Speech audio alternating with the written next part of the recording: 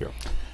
Hello everyone, Waldorf and Statler here to talk about Section 5 of the 9th Age Rules, Characteristics. This is going to be a lot of special things in this one. Like movement. There is true. But most of it is, at least in the beginning, they just list out all the different characteristics on your stat line for different models. Nothing has changed there.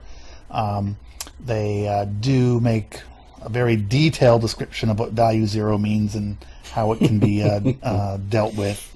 It's not really a change, just trying to make it more clear, I suppose. 0 toughness doesn't kill you anymore. That's true. There is that. Yeah. So, I mean, I don't know if that makes much of a difference, but... Yeah, that's true. Right? Because wasn't that one spell the thing you could toughness your 0 down to 0 to kill your unit? I think it was a Skaven spell. Anyway. I don't recall, actually. I remember that being a problem. Yeah. Irritating. Anyway. And then you have performing I just didn't bother playing against Skaven, so I didn't have to worry about that. You're a smart man. I just walk away from the table. Say, hey, you want to play? Oh, you got Skaven? I like my cheese for breakfast, not for gaming. Yeah. That hasn't changed much in 9th edition, has it? Yeah, I don't think so. Okay. So. And then the characteristic test where you roll a d6 compared to your character, that's pretty much the same. Yep. Nothing special there, right? When they're unmodified, it's just clear statement of what an unmodified characteristic is, because that would cause confusion in 8th quite often. Yeah, because there's that when is modified. Yeah. Anyway. Right. Agreed. And then the borrowed characteristics, which is really kind of nice because it kind of tells you how they're done. Yes. Because you apply the modifiers first to the guy you're borrowing it from.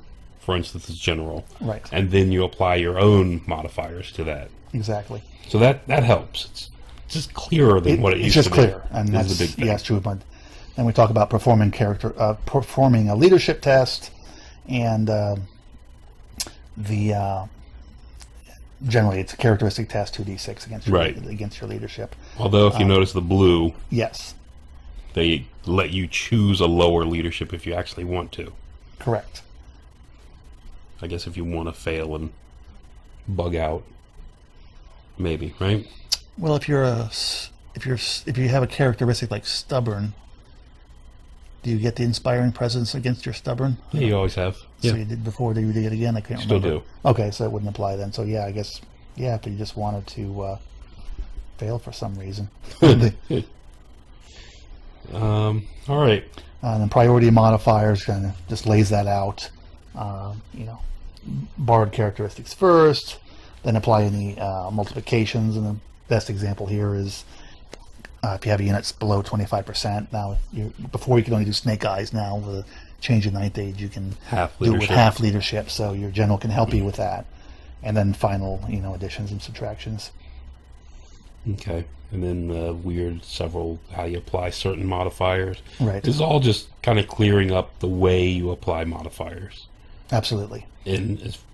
For that, and the priority and the order they're applied in, which is important because it used to be the active player decides, whoever's turn it was decides how things are applied or roll off. Well, a lot of things just weren't clear.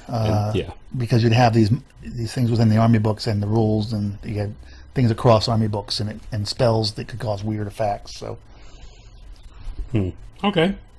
So yeah. That's kind of the characteristics section, right? Yeah, pretty much same as before, just clarify, making it easier to understand and follow the numbers if you're confused. Yeah, and like you said, the big thing, just clearing up a couple big things. So that's nice. Yeah. All right. Okay, off to the next section. That is performing characteristics tests and characteristics.